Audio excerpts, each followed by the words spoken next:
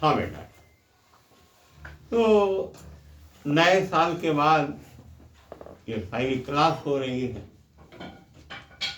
और इस बीच काफ़ी जद्दोजहद हो रही है। जो ट्रांसपोर्टरों की हड़ताल थी पिछले 3 दिनों से, हम लोग क्योंकि लॉ के स्कॉलर हैं, ये पूरा मामला क्या है, इसके पीछे लीगल मामला क्या फंस रहा है, क्या कुछ है, इस पर हम आपको थोड़ा सा बता रहे हैं। हाई क्या भारतीय न्याय संहिता 2023 के सेक्शन नंबर 106 के खंड 2 क्या है, हिट एंड रन शब्द आया। यही हिट एंड रन जो है, ये पूरे भारत को दौड़ा रहा था पिछले 3 दिनों से। मामला क्या है, 106 के क्लास 1 में मर्डर के लिए पनिशमेंट है भारतीय न्याय संहिता में, और 106 के खंड 2 में ये दिया गया है प्रोविजन कि अगर कोई सड़क पे किसी को कुचल देता है, अर्थात एक्सीडेंट हो जाता है, और वो ड्राइवर उस इंजर्ड पर्सन को छोड़ के भाग जाता है, इसीलिए ये शब्द का इस्तेमाल किया जा रहा है, हिट एंड रन। तो क्या होगा, तो उसके लिए 10 साल तक की सजा है और जुर्माने का प्रावधान। देखो बेटा, ये है क्या, और इसका क्यों इस तरह से विरोध किया जा रहा है पूरे भारत में।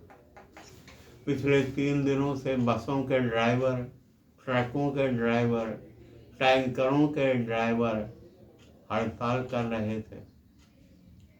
स्थिति आ गई थी कि और जगह तो छोड़ दीजिए, लखनऊ में पेट्रोल पंपों पे लंबी लंबी कतारें लगने लगी थी। दूध, सब्जियां और सारे सामान की किल्लत होना शुरू हो गई। ड्राइवर्स का ये कहना था कि हम ड्राइवरी कैसे कर पाएंगे अगर एक बार हम फंस गए इसमें, तो 10 साल कैद में जाए, ऊपर से बड़ा उसे अमाउंट बार बार कह रहे 7 लाख 10 लाख तक जुर्माना, लेकिन प्रोविजन में ऐसा कुछ तो नहीं है। लेकिन फिर भी ड्राइवर एक गरीब किस्म का आदमी होता है, रोज कमाता है, रोज खाता है, उसको ना इतनी बड़ी सैलरी मिलती है, ना इतना उसके पास अमाउंट होता है, वो कैसे काम करे।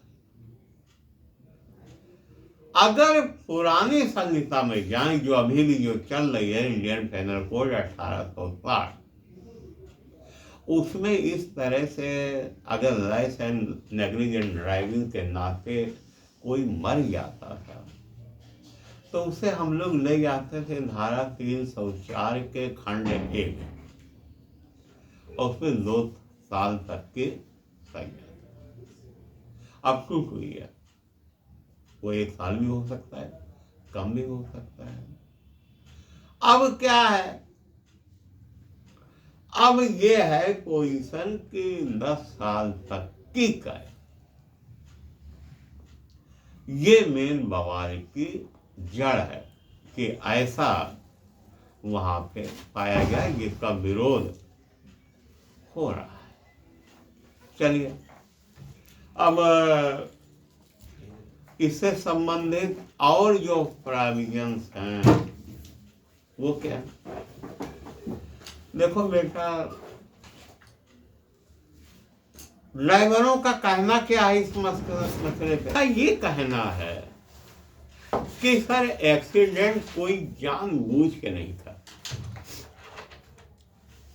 ना तो इंटेंशन होता है, और न नॉलेज होती। क्योंकि देखिए आपने भी जो आईपीसी में सेक्शन नंबर 279 था, वो क्या था, रैश एंड नेग्लिजेंट ड्राइविंग। तो जब नेग्लिजेंट है तो ड्यू टू रैशनेस है, तो जाहिर शुदा बात है ना तो इंटेंशन है और ना ही नॉलेज। दूसरी बात, ये जो सड़क पे दुर्घटनाएं होती हैं, जरूरी नहीं है, ये भी उनकी दलील थी, कि वो ड्राइवर की गलती से ही हो। कभी कभी अचानक आप चले जा रहे हैं, अब एक लड़का साइकिल लेके बीच रास्ते सामने आ गया। भारी गाड़ी का ड्राइवर या कार या बाइक का भी चाह कर भी बचा नहीं सकता। और जब इतनी आवाजाही वाहनों की है आज के समय में, तो ऐसे हादसे होने ही।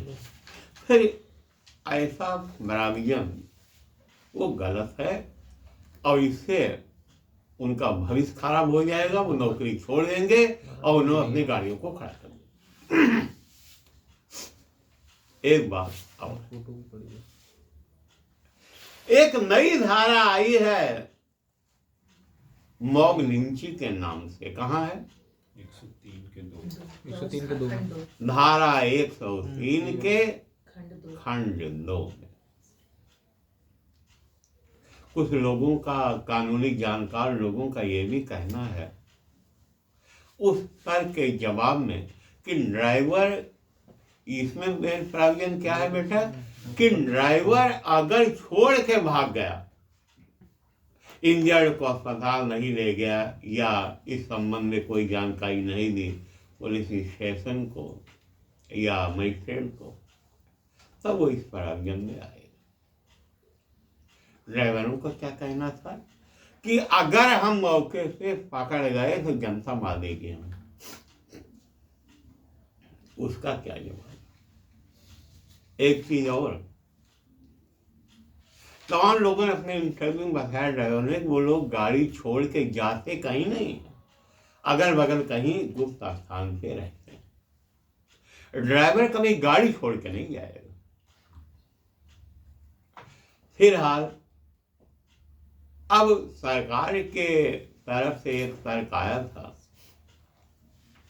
कि जैसे ड्राइवर पकड़ गया मौके से, तो पब्लिक नहीं मारेगी जान से, इसके लिए ना मारे, इसके लिए मॉब लिंचिंग 103 का क्लास हुआ है, जहां ये कहा गया है कि जब 5 से ज़्यादा आदमी होंगे तो वो अगर समूह में एक उद्देश्य के साथ, एक आशय के साथ किसी को मारते हैं तो मॉब लिंचिंग का ऑफेंस आएगा और उसमें भी फांसी तक की सजा है। सरकार का क्या सोचना है? उनका ये सोचना है कि इस डर से इस तरह का कृत्य नहीं होगा। अब एक कानूनी पहलू है, अगर देखा जाए कि मॉब लिंचिंग में 2 वर्ड आए हैं, वो हैं इसमें मूलवंश, जात या समुदाय, लिंग, जन्मस्थान, भाषा और अन्य कोई समरूप आधार, यानी इसी तरह के किसी अन्य आधार। क्या ये उस परिभाषा में आएगा? लेकिन एक चीज तो है,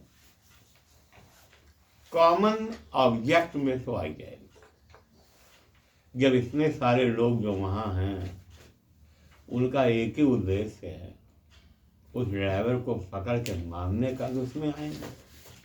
अब प्रश्न ये है कि ड्राइवर ने जानबूझ के अगर ऐसा नहीं किया है, अगर दुर्घटना है तो ये निश्चित है कि जानबूझ के उन्होंने ये नहीं किया। दुर्घटना वो होती है जहाँ आदमी के नियंत्रण से वो बात बाहर हो जाती है, नियंत्रण के बाहर, बियॉन्ड द कंट्रोल हो जाता है। पहले भी क्या था, पहले था आईपीसी में, अभी मतलब लागू तो है ही है। अगर आप जानबूझ के किसी के ऊपर वाहन चढ़ा देंगे और वो आदमी अगर मर गया तो उस पर 304A नहीं लगता है, 304 लगता है, यानी वो culpable homicide not amounting to murder की कैटेगरी में आता है। कल्पेबल होमिसाइड में क्या चीज है, either intention should be there और नॉलेज शुड बी देयर। अब नॉलेज को हम लोग कहाँ से इन्फर करते हैं? अगर कोई शराब पी के गाड़ी चला रहा है तब उसको ये जानकारी होनी ही चाहिए कि ऐसे में अगर वो कायदे से ड्राइव नहीं कर पाएगा कोई आदमी मर नहीं सकता।